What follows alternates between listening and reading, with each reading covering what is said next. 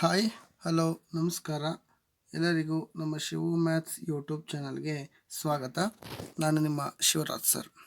ವಿದ್ಯಾರ್ಥಿಗಳೇ, ಕಳೆದ ವಿಡಿಯೋದಲ್ಲಿ ನಾನು ಕರ್ನಾಟಕ ಪ್ರೌಢಶಿಕ್ಷಣ ಪರೀಕ್ಷಾ ಮಂಡಳಿಯ ವತಿಯಿಂದ ಬಿಡುಗಡೆಯಾದ 2ನೇ ಬಹು ಆಯ್ಕೆ ಪ್ರಶ್ನೆ ಆಧಾರಿತ ಮಾದರಿ ಪ್ರಶ್ನೆ ಪತ್ರಿಕೆಯ ಗಣಿತ ವಿಷಯದ ಮೊದಲ 10 ಪ್ರಶ್ನೆಗಳಿಗೆ ಹೇಗೆ ಉತ್ತರ ಕಂಡುಹಿಡ್ಕೊಳ್ಬೇಕು ಅನ್ನೋದನ್ನು ಕಳೆದ ವಿಡಿಯೋದಲ್ಲಿ ಹೇಳ್ಕೊಟ್ಟಿದ್ದೆ ಮಕ್ಕಳೇ.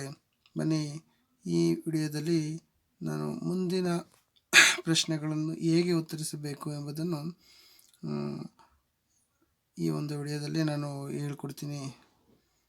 Let us go with 11th question. So 11ನೇ ಪ್ರಶ್ನೆಯಿಂದ ಪ್ರಾರಂಭ ಮಾಡ್ತೀನಿ. ವಿದ್ಯಾರ್ಥಿಗಳೇ, 11ನೇ ಪ್ರಶ್ನೆ ಹೀಗಿದೆ: ಎಕ್ಸ್ ಘಾತ 2 plus b x plus c is equal to 0 ವರ್ಗ ಸಮೀಕರಣದ ಮೂಲಗಳು. The same question in English. The roots of the quadratic equation ax square plus b x plus c is equal to 0 are. ವಿದ್ಯಾರ್ಥಿಗಳೇ, ಇದು ಸೂತ್ರ ನಿಮ್ಗೆ already ಗೊತ್ತಿದೆ. ಈಗ ಏನು, ಈ ಒಂದು ವರ್ಗ ಸಮೀಕರಣದ ಮೂಲಗಳನ್ನು ಕಂಡುಹಿಡಿಯಬೇಕಾದ್ರೆ ಒಂದು ಸೂತ್ರ ಬಳಸಿವಿ. X is equal to minus b plus or minus square root of b square minus 4ac by 2a. This is a formula to finding the roots of the quadratic equation. So they are asking the roots of the quadratic equation. So which is the right option here? Minus b plus or minus square root of b square minus 4ac by 2a. So option b is the right answer. Nodi. Yes, minus b plus or minus. All of you got it? Yes. So next we will pause on to 12th question. 12ನೇ ಪ್ರಶ್ನೆಗೆ ಹೋಗೋಣ ಮಕ್ಕಳೇ. So 12ನೇ ಪ್ರಶ್ನೆ ಹೀಗಿದೆ: 6x square minus x minus 2 is equal to 0 ವರ್ಗ ಸಮೀಕರಣವನ್ನು ಅಪವರ್ತನ ವಿಧಾನದಿಂದ ಬಿಡಿಸಿದಾಗ ಸಮೀಕರಣದ ಮಧ್ಯದ ಪದ ಮೈನಸ್ ಎಕ್ಸ್ ಅನ್ನು, ಇದು ಮಧ್ಯದ ಪದ ಮೈನಸ್ ಎಕ್ಸ್ ಅನ್ನು ಈ ಕೆಳಗಿನ ಯಾವ ರೀತಿಯಲ್ಲಿ ವಿಭಜಿಸಬಹುದು? The same question in English. In finding the roots of quadratic equation ಈ 6x square minus X plus minus 2 is equal to 0 by the method of factorization. The middle term minus x can be written as, so this is the middle term. C in the factorisation. ವಿದ್ಯಾರ್ಥಿಗಳೇ, ಈ ಒಂದು ಅಪವರ್ತನ ವಿಧಾನದಿಂದ ನಾವು ಸಮೀಕರಣ ಬಿಡಿಸಬೇಕಾದ್ರೆ ನಾವು ಯಾವಾಗಲೂ ಅಷ್ಟೇ ಮೊದಲ ಮತ್ತು ಕೊನೆಯ ಪದಗಳನ್ನ ಗುಣಿಸ್ಕೊಳ್ತೀವಿ. ಮೊದಲ ಮತ್ತು ಕೊನೆಯ ಪದ ಎರಡು. ಯಾವುದು ಮೊದಲನೇ ಪದ? ಇದು 6x ಸ್ಕ್ವೇರು, ಕೊನೆ ಪದ ಮೈನಸ್ 2. ಇವೆರಡನ್ನು ಗುಣಿಸಿದಾಗ ಮೈನಸ್ 12 ಎಕ್ಸ್ ಘಾತ 2 ಬರುತ್ತೆ. We should multiply first term and last term. So we will get minus 12x square. For this product, we will find the factors. When we add or subtract those two factors, we will get the middle term. And they are splitting the middle term method. This is a splitting middle term. So ಇಲ್ಲಿ ಏನು ಮಾಡೋಣ, ಈಗ middle term ಬರೀಬೇಕಾದ್ರೆ ನಾವು factors ತೊಗೊಬೇಕು. Factors ತೊಗೊಂಡ್ರೆ middle ಟರ್ಮ್ನ ನಾವು express ಮಾಡ್ಬೋದು. ಯಾವುದೋ ಮಧ್ಯದ ಪದನ ನಾವು ಯಾವ ರೀತಿ ಎಕ್ಸ್ಪ್ರೆಸ್ ಮಾಡಬೇಕು ಅಂತ ಹೇಳಿದಾಗ, ಮಧ್ಯದ ಪದ ಮೈನಸ್ ಎಕ್ಸ್ ಇದೆ, ಅದನ್ನು ಸ್ಪ್ಲಿಟ್ ಮಾಡಬೇಕು ಅಂದರೆ ನಾವು ಮೈನಸ್ 12x ಸ್ಕ್ವೇರ್ಗೆ ಏನು ಗುಣಲಬ್ಧ ಬಂದಿತ್ತು, ಪ್ರಾಡಕ್ಟ್ ಬಂದಿತ್ತು, ಅದಕ್ಕೆ ಫ್ಯಾಕ್ಟರ್ಸ್ ತೊಗೊಳ್ತೀವಿ. ಯಾವ ರೀತಿ? ನಮಗೆ ಮಧ್ಯದ ಪದ ಬರಬೇಕು ಯಾವಾಗ? ಈ ಎರಡೂ ಫ್ಯಾಕ್ಟರ್ಸ್ನ ನಾವು ಕೂಡಿದಾಗ ಅಥವಾ ಕಳೆದಾಗ. ನೋಡಿ ವಿದ್ಯಾರ್ಥಿಗಳೇ, ಇಲ್ಲಿ ಮೈನಸ್ ಇದೆ ಅಂದರೆ ನಾವು ಯಾವಾಗಲೂ ಅಷ್ಟೇ ಅವನ್ನ ಕಳೆಯಬೇಕು ಅಂತ. ಅಂದರೆ ಸೊ ಇಲ್ಲಿ 4 3s ತೊಗೊಬೇಕು. 4 3s 12 ಬರುತ್ತೆ. ಸೊ ಇಲ್ಲಿ ಮೈನಸ್ ಇರೋದ್ರಿಂದ ಗ್ರೇಟರ್ ನಂಬರ್ನ ನಾವು ಮೈನಸ್ ತೊಗೊಳ್ಳೋಣ. Minus 4x plus 3x. ಹಾಗಾದರೆ minus 4x plus 3x option A ಏನಾಗುತ್ತೆ? ಸರಿಯಾದ ಉತ್ತರ ಆಗುತ್ತೆ. ಗೊತ್ತಾಯ್ತಲ್ವಾ? ನಮಗೆ ಮಧ್ಯದ ಪದ ಮೈನಸ್ ಇದೆ ಅಂದರೆ ಎರಡೂ ಫ್ಯಾಕ್ಟರ್ಸ್ನ ನಾವೇನು ಮಾಡಬೇಕು? ಕಳಿಬೇಕು ಅಂತ. ಸೊ ಕಳೆದಾಗ, ಇವೆರಡನ್ನು ಕಳೆದಾಗ ಸೊ ನಮಗೇನಾಗುತ್ತೆ? 3x ಮೈನಸ್ 4x ಕಳಿಬೇಕು, ನಮಗೆ ಸಿಗೋದು ಮೈನಸ್ ಎಕ್ಸ್. ಅರ್ಥ ಆಯ್ತಾ ಮಕ್ಕಳೇ? Okay, next we will pass on to 13th question. 13ನೇ ಪ್ರಶ್ನೆಗೆ ಹೋಗೋಣ ಮಕ್ಕಳೇ. ಈ ಕೆಳಗಿನವುಗಳಲ್ಲಿ ವರ್ಗ ಸಮೀಕರಣವು, the same question in English, the quadratic equation in the following is. C, quadratic equation ಅಂದರೆ ಏನು? The variable having the degree 2, power of the variable always 2 ಇರಬೇಕು. ಪವರ್ ಆಫ್ ದ ವೇರಿಯೇಬಲ್ ಏನಾಗಿರಬೇಕು? 2 ಇರಬೇಕು. ಅದನ್ನು ನಾವು ಕ್ವಾಡ್ರಾಟಿಕ್ ಈಕ್ವೇಷನ್ ಅಂತ ಹೇಳ್ತೀವಿ. ಕನ್ನಡದಲ್ಲಿ ಏನು ಹೇಳ್ತೀವಿ? ವರ್ಗ ಸಮೀಕರಣ ಅಂದರೆ ಚರಾಕ್ಷರದ ಘಾತ ಯಾವಾಗಲೂ 2 ಇರಬೇಕು. ಬನ್ನಿ ಮಕ್ಕಳೇ, ಈ ಕೊಟ್ಟಿರೋ ನಾವು ಆಯ್ಕೆಗಳಲ್ಲಿ ಚೆಕ್ ಮಾಡೋಣ. ಆಪ್ಷನ್ ಡಿನಲ್ಲಿ 2 ಇದೆ, ಇದೆಯಾ? ಹಾಗಾದರೆ ಅದೇ ಸರಿಯಾದ ಉತ್ತರ. ನಾವು ಬೇಕಾದ್ರೆ ಆಪ್ಷನ್ ಎ ನೋಡ್ಬೋದು. ಆಪ್ಷನ್ ಎನಲ್ಲಿ ಎಕ್ಸ್ ಸ್ಕ್ವೇರ್ ಎರಡೂ ಕಡೆ ಇದೆ, ಕ್ಯಾನ್ಸಲ್ ಆಗಿಬಿಡುತ್ತೆ. ಆಪ್ಷನ್ ಬಿನಲ್ಲಿ ಎಕ್ಸ್ ಸ್ಕ್ವೇರೇ ಇಲ್ಲ. ಹಾಗಾಗಿ ಆಪ್ಷನ್ ಸಿನಲ್ಲಿ ಎಕ್ಸ್ ಸ್ಕ್ವೇರ್ ಇದೆ, ಆದರೆ ಎಡಭಾಗದಲ್ಲಿ ನಾವು ಅದನ್ನು ಸಿಂಪ್ಲಿಫೈ ಮಾಡಿದಾಗ, ಸುಲಭ ರೂಪಕ್ಕೆ ತಂದಾಗ ನೋಡಿ, ಇಲ್ಲಿ ಅಂತಂತೀನಿ x plus 2/x is equal to x square ಆಗಿದೆ. ಈಗ ಭಿನ್ನರಾಶಿ ಇದೆ, ಇದು ಛೇದದಲ್ಲಿ ಏನಿಲ್ಲ ಅಂದರೆ 1 ಇರುತ್ತೆ. ಭಿನ್ನರಾಶಿಗಳನ್ನ ನಾವು ಸಂಕಲನ ಮಾಡಬೇಕಾದ್ರೆ ಏನು ಮಾಡ್ತೀವಿ? 2 ಛೇದಗಳನ್ನ ಗುಣಿಸಿದಾಗ ಎಕ್ಸ್ ಬರುತ್ತೆ. ಆಗ ಏನು ಮಾಡಬೇಕು? ಕ್ರಾಸ್ ಮಲ್ಟಿಪ್ಲೈ ಮಾಡ್ತೀವಿ, ಓರೆ ಗುಣಾಕಾರ. X into x square plus 2 into 1 2 is equal to x square ಆಗುತ್ತಾ? ಹಾಗಾದರೆ ಈ ಎಕ್ಸ್ನ ಈ ಬಲವಾಗಿ ತೊಗೊಂಡಾಗ ಏನಾಗುತ್ತೆ? ಗುಣಿಸುತ್ತೆ. 2 ಎಕ್ಸ್ ಸ್ಕ್ವೇರ್ ಜೊತೆ ಎಕ್ಸ್ ಏನಾಗುತ್ತೆ? ಗುಣಲಬ್ಧ ಆಗುತ್ತೆ. X square into x cube ಆಗಿಬಿಡುತ್ತೆ. ಎಕ್ಸ್ ಕ್ಯೂಬ್ ಆಯಿತು ಅಂದರೆ ಇದು ವರ್ಗ ಸಮೀಕರಣ ಆಗಲ್ಲ. If you understand. ಸೊ ಹಾಗಾದರೆ ಸರಿಯಾದ ಉತ್ತರ ಯಾವುದು? Option D is the right answer, because that has only what? The power of the variable is 2. The degree of the variable is 2. Okay. So next we will pass on to 14th question. 14ನೇ ಪ್ರಶ್ನೆಗೆ ಹೋಗೋಣ ಮಕ್ಕಳೇ. 14ನೇ ಪ್ರಶ್ನೆ ಏನಿದೆ?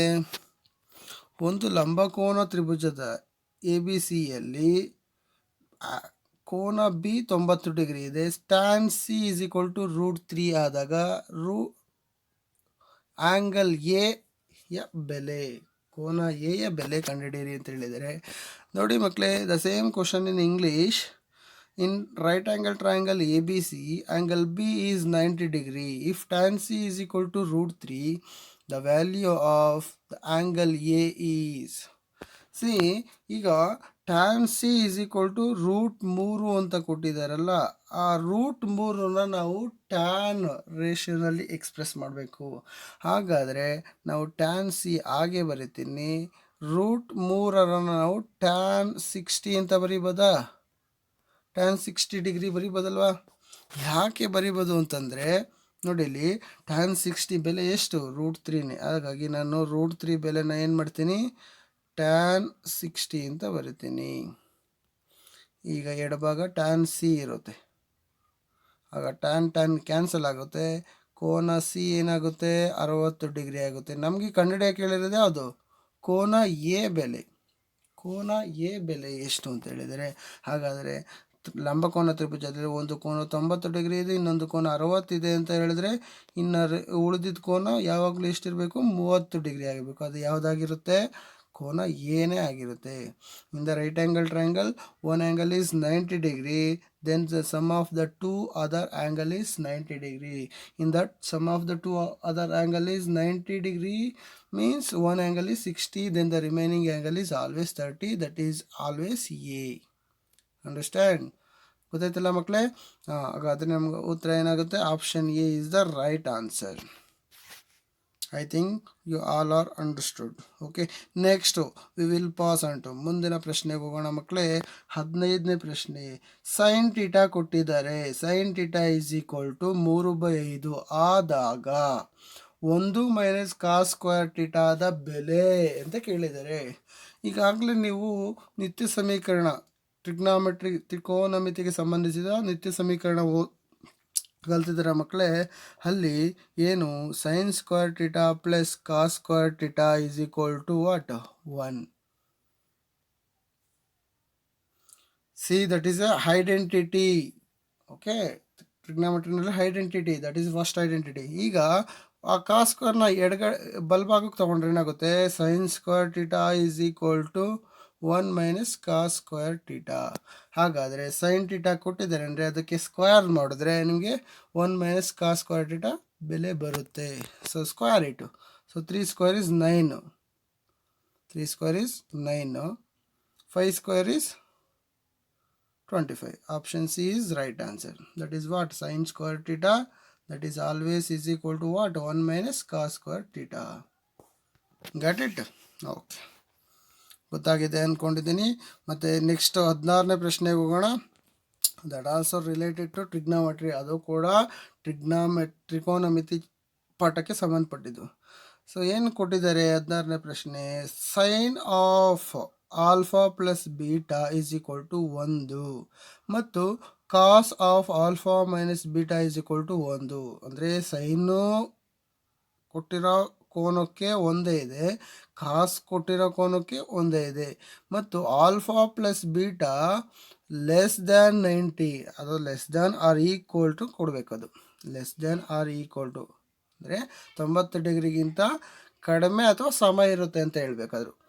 ಆದಾಗ alpha plus beta ಬೆಲೆಗಳು ಅಂತ ಕೇಳಿದ್ದಾರೆ. The same question in English. If the sine of alpha plus beta is equal to 1 and the cos of alpha minus beta is equal to 1 where alpha plus beta is less than or equal to 90 degree, then the value of alpha and beta respectively is equal to ಅಂತ ಹೇಳಿದ್ದಾರೆ. ಹೌದಾ? ಈಗ ಇಲ್ಲೇನು ಮಾಡೋಕೆ ಹೋಗ್ಬಿಡಿ, very simple. ಈಗ sign ಅಂತ ಕೊಟ್ಟಿದ್ದಾರಲ್ವಾ, ಈ ಸೈನ್ ಕೊಟ್ಟಿದ್ದಾರೆ ಅಂದರೆ ಒಂದರ ಬೆಲೆ ನಾವು ಸೈನಲ್ಲಿ ಎಕ್ಸ್ಪ್ರೆಸ್ ಮಾಡೋಣ. ಹಾಗಾದರೆ ಸೈನ್ 90 ಎಷ್ಟು? ಸೈನ್ 90 1. ಹಾಗಾದರೆ sine alpha plus beta is equal to 1 ಅಂತ ಇದೆಯಲ್ಲ, ಈ 1ಅನ್ನು ನಾವೇನು ಬರೆಯೋಣ? ಸೈನ್ 90 ಅಂತ ಬರೆಯೋಣ. ಸೈನ್ 91 ತಾನೆ. ಸೈನ್ ಕ್ಯಾನ್ಸಲ್ ಆಯಿತು. ಏನಾಯಿತು? Alpha plus beta is equal to what? Alpha plus beta is equal to 90 degree ಅಂತ ಬಂತಾ? ಸೊ ಆಲ್ಫಾ ಪ್ಲಸ್ ಬೀಟಾ ಅಂದರೆ ಎರಡು ಕೋನಗಳನ್ನ ಕೂಡಿದಾಗ ಎಷ್ಟು ಬರಬೇಕು? ನಮಗೆ 90 ಡಿಗ್ರಿ ಬರಬೇಕು. ಓಕೆ. ಮತ್ತೆ ಕಾಸ್ ಆಲ್ಫಾ ಮೈನಸ್ ಬೀಟಾ ತಗೊಳ್ಳೋಣ. ಅದರಲ್ಲೂ ಒಂದು ಇದೆ ಅಲ್ವಾ? ಹಾಗಾದರೆ ಅದು ಒಂದರ ಬೆಲೆನ ಕಾಸಲ್ಲಿ ಎಕ್ಸ್ಪ್ರೆಸ್ ಮಾಡಬೇಕು. ಅಂದರೆ cos alpha minus beta is equal to 1 ನಾನು ಏನು ಮಾಡ್ತೀನಿ? ಕಾಸ್ 0 ಅಂತ ಬರಿತೀನಿ. ಕಾಸ್ 0 ಎಷ್ಟು? ಕಾಸ್ 0 ಅಂದರೆ 1. ಆಗ ಕಾಸ್ ಕ್ಯಾನ್ಸಲ್ ಆಗುತ್ತಾ? ಸೊ ಉಳಿದಿದ್ದೇನು? Alpha minus beta is equal to 0. ಅಂದರೆ ಎರಡು ಕೋನಗಳನ್ನ ಕೂಡಿದಾಗ 90 ಡಿಗ್ರಿ ಬರಬೇಕು. ಎರಡು ಕೋನನ ಕಳೆದಾಗ ಎಷ್ಟು ಬರಬೇಕು? 0 ಬರಬೇಕು. ಹಾಗಾದರೆ ನಮಗೆ ಆಪ್ಷನ್ ಯಾವುದಾಗುತ್ತೆ? ಆಪ್ಷನ್ ಯಾವುದು? ಡಿ ಆಗುತ್ತೆ. ಯಾಕೆ ಅಂದರೆ ಎರಡನ್ನು ಕೂಡ್ರಿ ಎಷ್ಟು ಬರುತ್ತೆ? 90 ಬರುತ್ತಾ? ಎರಡನ್ನು ಕಳೀರಿ 0 ಬರುತ್ತೆ. ಅರ್ಥ ಆಯ್ತಲ್ಲ ಮಕ್ಕಳೇ? ಹೇಳಿದ್ದು ಗೊತ್ತಾಯ್ತಲ್ಲ? ಆಲ್ಫಾ ಪ್ಲಸ್ ಬೀಟಾ ಎಷ್ಟು? 90 ಅಂತ ಬಂತು. ಆಲ್ಫಾ ಮೈನಸ್ ಬೀಟಾ ಎಷ್ಟು? 0 ಅಂತ ಬರಬೇಕು. ಅರ್ಥ ಆಯ್ತಾ? ಹಾಗಾದರೆ 45 ಪ್ಲಸ್ 45 90, 45 ಮೈನಸ್ 45 0. ಇದನ್ನು ನಾವು ಮೈಂಡಲ್ಲಿ ಕ್ಯಾಲ್ಕುಲೇಟ್ ಮಾಡಿದಾಗ ಈ ರೀತಿ ಸಿಕ್ತು. ನೀವು ವರ್ಜಿಸಿದ ವಿಧಾನ ಗೊತ್ತಲ್ಲ ನಿಮಗೆ ಮಕ್ಕಳೇ, ಎಲಿಮಿನೇಷನ್ ಮೆಥಡ್ ಅಪ್ಲೈ ಮಾಡಿದಾಗ ಕೂಡಿದಾಗ ಎರಡು ಬೆಲೆ ಕಾಣಿಸುತ್ತೆ. ಎರಡು ಬೆಲೆ ಬೀಟಾ ಕ್ಯಾನ್ಸಲ್ ಆಗುತ್ತೆ. 2 ಆಲ್ಫಾ ಬರುತ್ತೆ. 2 ಆಲ್ಫಾ ಈಸ್ ಈಕ್ವಲ್ ಟು 90 ಅಂದರೆ ಒಂದು ಆಲ್ಫಾ ಈಸ್ ಈಕ್ವಲ್ ಟು 45 ಬರುತ್ತೆ. ಸೊ ಅದೇ ಉತ್ತರನೇ ಬರೋದು. Option D is right answer. Understand? ಗೊತ್ತಾಯ್ತಲ್ಲ? ನಾವು ವರ್ಜಿಸುವ ವಿಧಾನನಾದರೂ ಬಳಸ್ಬೋದು ಅಥವಾ ಮೈಂಡಲ್ಲಾದರೂ ಕ್ಯಾಲ್ಕುಲೇಟ್ ಮಾಡ್ಕೊಬೋದು. So next we will pass on to 17th question. Observe the 17th question. What is given? ಏನು ಕೊಟ್ಟಿದ್ದಾರೆ? ಚಿತ್ರದಲ್ಲಿ ತೋರಿಸುವಂತೆ, ಇದು ಚಿತ್ರ ಕೊಟ್ಟಿದ್ದಾರೆ. ಚಿತ್ರದಲ್ಲಿ ತೋರಿಸಿರುವಂತೆ ABC ತ್ರಿಭುಜ ABCಯಲ್ಲಿ ಕೋನ 90 ಡಿಗ್ರಿ ಇದೆ. ಓಕೆ. BC ಎಷ್ಟಿದೆ? 6 ಸೆಂಟಿಮೀಟರ್ ಇದೆ. ಓಕೆ, ಕೊಟ್ಟಿದ್ದಾರೆ. ಮತ್ತು ಕೋನ ಎ ಎಷ್ಟಿದೆ? 30 ಡಿಗ್ರಿ ಕೊಟ್ಟಿದ್ದಾರೆ. ACಯ ಉದ್ದ ಕಂಡುಹಿಡಿಯಿರಿ. ನೋಡಿ, ಚಿತ್ರ ಗಮನಿಸಿ ನೀವು. The same question in English. In the figure, triangle ABC is a right angle triangle with angle B 90 degree. BC is given that 6 centimeter and angle A is equal to 30 degree. So then the length of AC we need to find. Okay. So ಇಲ್ಲಿ ವಿದ್ಯಾರ್ಥಿಗಳು ಗಮನಿಸಬೇಕಾಗಿರೋದು, ನಾವಿಲ್ಲಿ ಚಿತ್ರದಲ್ಲಿ ಏನು first ಗಮನಿಸಬೇಕಾಗುತ್ತೆ ಅಂದರೆ,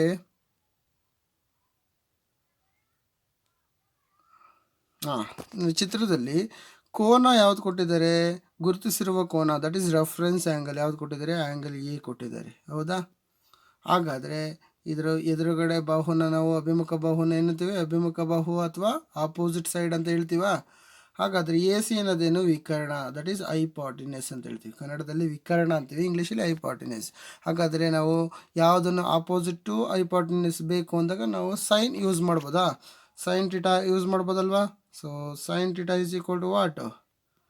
ಆಪೋಸಿಟು 6 by hypotenuse A C ಕಂಡುಹಿಡಿಯಬೇಕಾಗಿರೋದು. Sine theta ಅಂದರೆ theta ಎಷ್ಟಿದೆ ಇಲ್ಲಿ? 30 ಡಿಗ್ರಿ. ಸೈನ್ ಟೀಟಾ ಸೈನ್ 30 ಎಷ್ಟಾಯಿತು? Sine 30 is 1/2. 1/2 is equal to 6/12 ಆಯಿತು. 6 ಎ ಸಿ ಆಯಿತಾ? ಸೊ ಎ ಸಿನ ಈ ಕಡೆ ಕಳಿಸಿ, ಸೊ ಹೊರೆ ಗುಣಾಕಾರ ಮಾಡಿ, cross multiplication. A C is equal to 6 to 12 centimetre, 12 centimetre. ಗೊತ್ತಾಯ್ತಲ್ಲ ಮಕ್ಕಳೇ? ಯಾವುದು? Option B is right answer. So I think understood. So ನೀವು ಎಲ್ಲರಿಗೂ ಅರ್ಥ ಆಗಿದೆ ಅಂದ್ಕೊಂಡಿದ್ದೀನಿ. So next we will pass on to 18th question. ಎಲ್ಲ ಡೈರೆಕ್ಟ್ ಕ್ವಶನ್ನೇ ಇದ್ದಾವೆ, ಏನಿದ್ರೂ ಅವಶ್ಯಕತೆಯೇ ಇಲ್ಲ. ನೋಡಿ 18ನೇ ಪ್ರಶ್ನೆ ನೋಡೋಣ.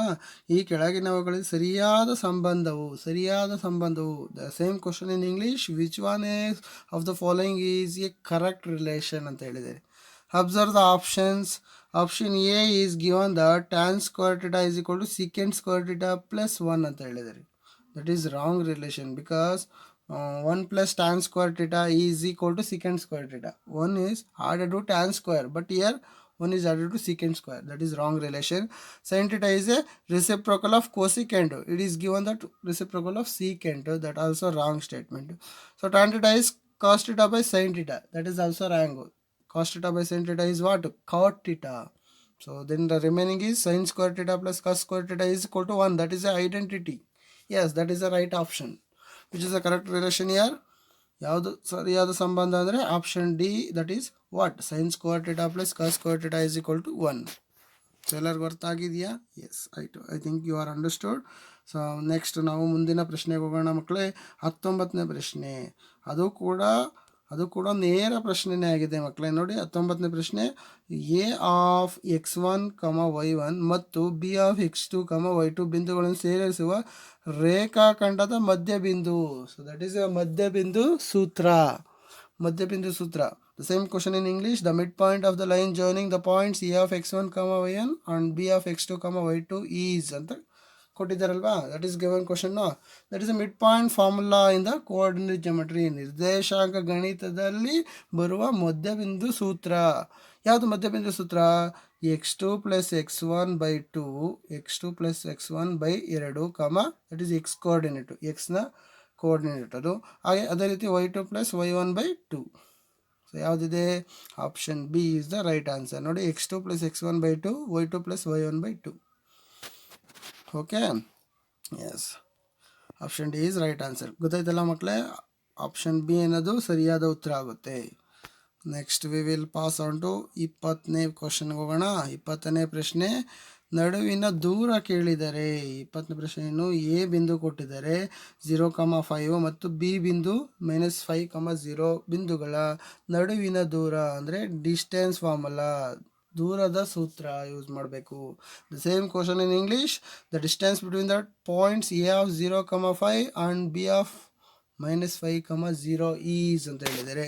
ಹಾಗಾದರೆ ಇದರಲ್ಲಿ x1 y1 ತಗೊಳ್ಳಿ, ಇದನ್ನು x2 y2 ತಗೊಳ್ಳಿ. ದೂರ ಕಂಡುಹಿಡಿಯೋ ಸೂತ್ರ ಏನು? D is equal to square root of x2 minus x1 whole square plus y2 minus y1 whole square. ಹಾಗಾದರೆ ಇಲ್ಲಿ x2 ಯಾವುದಾಗುತ್ತೆ? ಸೊ 0, ಫಸ್ಟ್ ಒನ್ನು 0 ಆಗುತ್ತೆ. x2 ಅಲ್ಲ, 0 ಅಲ್ಲ, x1 0, x2 -5, y1 5, y2 0. First x1 y1, second x2 y2. ಇಲ್ಲಿ apply ಮಾಡ್ಕೊಳ್ಳಿ. ಈಗ x2 ಅಂದರೆ ನಮಗೆ -5 ಬರುತ್ತೆ, minus x1 0 whole square plus y2 0 minus y1 5 whole square, -5 whole square, -5 -0 -5 whole ಸ್ಕ್ವೇರೇ ಬರುತ್ತೆ. ಇಲ್ಲೂ ಕೂಡ -5 ಹೋಲ್ ಸ್ಕ್ವೇರೇ ಬರುತ್ತೆ ವಿತ್ ಸ್ಕ್ವೇರ್ ರೂಟ್. ಹೌದಾ? ಆಗ -5 ಹೋಲ್ ಸ್ಕ್ವೇರ್ ಅಂದರೆ ಎಷ್ಟು? ಅದು ಮೈನಸ್ ಸ್ಕ್ವೇರ್ ಅಂದರೆ ಪ್ಲಸ್ಸೇ ಬರುತ್ತೆ. ಸೊ ಪ್ಲಸ್ ಅಂತ ಹೇಳಿದಾಗ ನಾವೇನು ಮಾಡ್ಬೋದು? 5 ಸ್ಕ್ವೇರ್ ಅಂದರೆ 25 with square root plus 25. So 25 common ತೊಗೊಂಡ್ರೆ 25 ರೂಟ್ 1 + 1 ಬರುತ್ತಾ? With root also. ಇದು ಕೊಟ್ಟು square root of 25 5 root 2 5 root 2. 5 root 2 ಎಲ್ಲಿದೆ ನೋಡಿ? Option C. Option C is right answer. ಗೊತ್ತಾಯ್ತಲ್ಲ ಮಕ್ಕಳೇ? ಸೊ ಅದು 20ನೇ ಪ್ರಶ್ನೆ. Next we will pass on to 21ನೇ ಪ್ರಶ್ನೆಗೆ ಹೋಗೋಣ ಮಕ್ಕಳೇ. 21ನೇ ಪ್ರಶ್ನೆ ಏನಿದೆ? ಕೊಟ್ಟಿರುವ ನಕ್ಷೆಯಲ್ಲಿ ಬಿ ಪಿಯ ಉದ್ದ. The same question in English. The given the graph, the length of BP. See, this is a given graph. ಈ ಗ್ರಾಫ್ ಅಲ್ಲಿ ಬಿ ಪಿ ಉದ್ದ ನೋಡೋಣ. ನೋಡಿ, ನಾವು ಇದನ್ನು ಝೂಮ್ ಮಾಡೋಣ. ಬಿ ಪಿ ಅಂತ ಹೇಳಿದಾಗ ಸೊ ಈ ದೂರ ನಾವು ಕಂಡುಹಿಡಬೇಕು. ಉದ್ದ, ಈ ಉದ್ದ ಕಂಡುಹಿಡಬೇಕು. ಓಕೆ, ನೋಡಿ ಈ ಉದ್ದದಲ್ಲಿ ಗ್ರಾಫಲ್ಲಿ ಎಲ್ಲೇ ನೋಡ್ಬೋದು. ಎಷ್ಟಿದೆ ದೂರ ನೋಡಿ? ಇದು ಬಿ ಪಾಯಿಂಟು, ಇದು ಪಿ ಪಾಯಿಂಟ್. ಬಿ ಪಿ ಅಂದರೆ ಇಲ್ಲಿಂದ ಇಲ್ಲಿಗೆ 1 ಮಾನ, ಇಲ್ಲಿಂದ ಇಲ್ಲಿಗೆ ಇನ್ನೊಂದು, ಅಂದರೆ ಎಷ್ಟು ಮಾನಗಳು? 2 ಮಾನಗಳು. That has 2 units. So from here to here, from B to first point, that is 1 unit. Again first point to P, that is 1 more unit. How many units? 2 units. ಗೊತ್ತಾಯ್ತಲ್ಲ? ಸೊ ಆಪ್ಷನ್ ಯಾವುದಾಗುತ್ತೆ ನೋಡೋಣ ಮಕ್ಕಳೇ.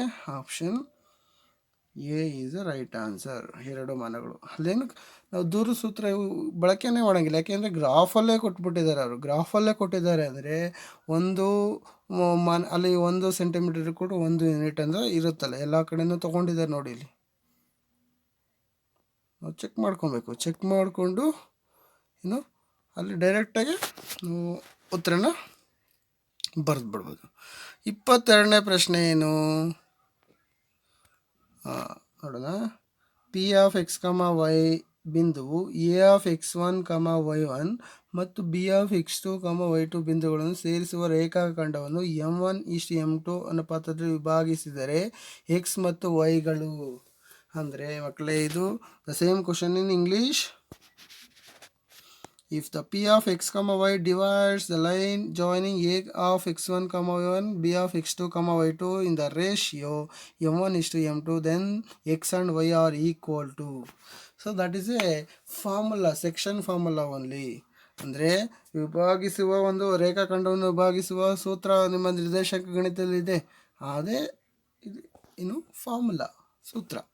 So ಏನು? m1 into x2 plus m2 into x1. ಅಂದರೆ ನಮಗೆ option B ನೋಡಿ. m1 into x2 plus m2 into x1, m1 plus m2, m1 into y2 plus m2 into y1 by m1 plus m2. ಈ ಸೂತ್ರ ನೀವು ಓದಿರ್ತೀರಾ, ನೀವು ಒಂದೊಂದ್ಸಲಿ check ಮಾಡ್ಕೊಳ್ಳಿ. So ಇದು ಸೂತ್ರ ಆಗುತ್ತೆ. ಗೊತ್ತಲ್ಲ? ಅದನ್ನು ಇಂಗ್ಲೀಷಲ್ಲಿ ನಾವು ಸೆಕ್ಷನ್ ಫಾರ್ಮುಲಾ ಅಂತ ಹೇಳ್ತೀವಿ. Okay, next we will pass on to 23rd question. ಬನ್ನಿ 23ನೇ ಪ್ರಶ್ನೆ ಹೋಗೋಣ. ಈ ಕೆಳಗೆ ಕೊಟ್ಟಿರುವ ಸಂಚಿತ ಆವೃತ್ತಿ ವಿತರಣಾ ಕೋಷ್ಟಕದಲ್ಲಿ 20,000ದಿಂದ 25,000ದವರೆಗೆ ಆದಾಯ ವ್ಯಾಪ್ತಿ ಹೊಂದಿರುವ ಕುಟುಂಬಗಳ ಸಂಖ್ಯೆ ಅಂತ ಕೊಟ್ಟಿದ್ದಾರೆ. So the same question in English. In the cumulative frequency distribution table given below, the number of families having income range of 20,000 rupees and 25,000 rupees is. That is a given question. ವಿದ್ಯಾರ್ಥಿಗಳೇ, ಇಲ್ಲಿ ನಾವು ಕೋಷ್ಟಕನ ಗಮನಿಸೋಣ. ಕೋಷ್ಟಕದಲ್ಲಿ ಏನು ಕೊಟ್ಟಿದ್ದಾರೆ? 5,000ಕ್ಕಿಂತ ಅಧಿಕ 100 ಕುಟುಂಬಗಳ ಸಂಖ್ಯೆ ಅಂತ ಹೇಳಿದರೆ, 10,000ಕ್ಕಿಂತ ಅಧಿಕ 85 ಅಂತ ಹೇಳಿದರೆ, 15,000ಕ್ಕಿಂತ ಅಧಿಕ 69 ಹೇಳಿದರೆ, 20,000ಕ್ಕಿಂತ ಅಧಿಕ 50 ಅಂತ ಹೇಳಿದರೆ, 25,000ಕ್ಕಿಂತ ಅಧಿಕ 37 ಅಂತ ಹೇಳಿದರೆ, 30,000ಕ್ಕಿಂತ ಅಧಿಕ 15 ಅಂತ ಹೇಳಿದರೆ, ಇವೆಲ್ಲ ಕುಟುಂಬಗಳ ಸಂಖ್ಯೆ. That is more than 5,000 is 100 families given. So we need to find out ಮಾಡ್ಬೇಕು ನಾವಿಲ್ಲಿ 20,000ದಿಂದ 25,000ದವರೆಗೆ ಆದಾಯ ವ್ಯಾಪ್ತಿ ಹೊಂದಿರುವ ಕುಟುಂಬಗಳ ಸಂಖ್ಯೆ. ವಿದ್ಯಾರ್ಥಿಗಳೇ, ಇಲ್ಲಿ ಗಮನಿಸಬೇಕಾಗಿರೋದು 20,000ದಿಂದ 25,000 ಅಂತ ಹೇಳಿದರೆ, ಹಾಗಾದರೆ 20,000ಕ್ಕಿಂತ ಅಧಿಕ ಎಷ್ಟಿದ್ದಾರೆ ಅಂತ ಕ್ಯಾಲ್ಕುಲೇಟ್ ಮಾಡ್ಕೊಳ್ಳೋಣ. ಹಾಗಾಗಿ 25,000ಕ್ಕಿಂತ ಅಧಿಕ 37 ಇದ್ದಾರಲ್ವಾ, ಇವ್ರನ್ನ ಈ 20,000ಕ್ಕಿಂತ ಅಧಿಕ 50ರಲ್ಲಿ ಈ 37ನ್ನ ಕಳೆದು ಬಿಡೋಣ. So 50 minus 37, you will subtract more than 25,000 families. 37 families are there in between more than 25,000, no? So subtract, you will get 13. 13 ಬರುತ್ತಲ್ವಾ, ಅದು 20,000ಕ್ಕಿಂತ ಅಧಿಕ ಮತ್ತು 25,000ದವರೆಗೆ ಇರೋರು. ಹಾಗಾದರೆ ನಮಗೆ ಉತ್ತರ ಏನಾಯಿತು? Option C is right answer. Got it? ಗೊತ್ತಾಯ್ತಲ್ವ ಮಕ್ಕಳೇ ಅದು? ಓಕೆ. ಸೊ ಈಗ next we will pass on to 24th question. 24ನೇ ಪ್ರಶ್ನೆಗೆ ಹೋಗೋಣ. ಒಬ್ಬ ವಿದ್ಯಾರ್ಥಿಯು ಕಿರು ಪರೀಕ್ಷೆಯ 6 ನಿಮಿಷಗಳಲ್ಲಿ ಪಡೆದ ಸರಾಸರಿ ಅಂಕಗಳು 18. ಅಂದರೆ 6 ವಿಷಯಗಳಲ್ಲಿ ಸರಾಸರಿ ಅಂಕ ಎಷ್ಟು? 18 ಪಡೆದಿದ್ದಾನೆ. ಅವನು 5 ವಿಷಯದಲ್ಲಿ ತೆಗೆದ ಅಂಕಗಳ ಮೊತ್ತ 86. ಆದರೆ 6ನೇ ವಿಷಯದಲ್ಲಿ ಅವನು ಪಡೆದ ಅಂಕಗಳು. The same question in English. The average marks scored by a student in a test of 6 subject is 18. The sum of the marks scored by him in 5 subject is 86. Then the marks scored by him in the 6th subject is. ಇಲ್ಲಿ average ಅಂತ ಹೇಳಿದರೆ, ಅಂದರೆ ಸರಾಸರಿ ಅಂತ ಹೇಳಿದರೆ, ಸರಾಸರಿ ಅಂದ್ರೇನು? Sum of the scores. ಅಂದರೆ ಎಲ್ಲ ಸ್ಕೋರ್ಸ್ನ ನಾವೇನು ಮಾಡಬೇಕು? ಕೊಟ್ಟಿರುವ ಅಂಕಗಳನ್ನ ಕೂಡ್ಕೊಬೇಕು, ಮತ್ತು ಅದರ ಎಷ್ಟು ಸಬ್ಜೆಕ್ಟ್, ಎಷ್ಟು ವಿಷಯಗಳು ಇದ್ದಾವೆ ಅನ್ನೋದ್ರಿಂದ ಭಾಗಿಸ್ಬೇಕು. ಇದ್ರ ಬೆಲೆ ಕೊಟ್ಬಿಟ್ಟಿದ್ದಾರೆ. ಎಷ್ಟು? 18 ಅಂತ ಕೊಟ್ಟಿದ್ದಾರೆ. ಹಾಗಾದರೆ ಇಲ್ಲಿ ಇದು ಎಲ್ಲ ವಿಷಯಗಳ ಅಂಕಗಳನ್ನು ಕೂಡಿದಾಗ ಸಮ್ ಆಫ್ ದ ಸ್ಕೋರ್ಸ್ ಬರ್ತವೆ. ಅರ್ಥ ಆಯ್ತಾ? ಅಂದರೆ ಏನು? ಅಂಕಗಳ ಮೊತ್ತ 6 ವಿಷಯಗಳದ್ದು. ಆದರೆ ಅವ್ರು ಎಷ್ಟು ಕೊಟ್ಟಿದ್ದಾರೆ? 5 ವಿಷಯಗಳ ಮೊತ್ತ ಕೊಟ್ಟಿದ್ದಾರೆ. ಹಾಗಾದರೆ ನಾವು ಇಲ್ಲೇನು ಮಾಡೋಣ? 86 ಅನ್ನೋದು 5 ವಿಷಯಗಳ ಮೊತ್ತ ಪ್ಲಸ್ ಅದ್ರ ಜೊತೆಗೆ 6ನೇ ವಿಷಯ ಯಾವುದು? ಎಕ್ಸ್ ಅಂತ ಅಂದ್ಕೊಂಬಿಡೋಣ. ಬೈ ಎಷ್ಟು ವಿಷಯ ಟೋಟಲ್ಲು? 6 is equal to 18. ಹಾಗಾದರೆ 6ನ ಈ ಕಡೆ ಕಳಿಸ್ಬಿಡೋಣ. ಏನಾಗುತ್ತೆ? 86 plus x is equal to 18 multiply ಆಗುತ್ತೆ ಈ ಕಡೆ ಬಂದರೆ. ಸೊ 18 108, 18 6 108. ಸೊ 86 ಇಲ್ಲೇ ಇದೆ, ಅದಾಗೆ ಇರಲಿ. Plus X is equal to ಏನು?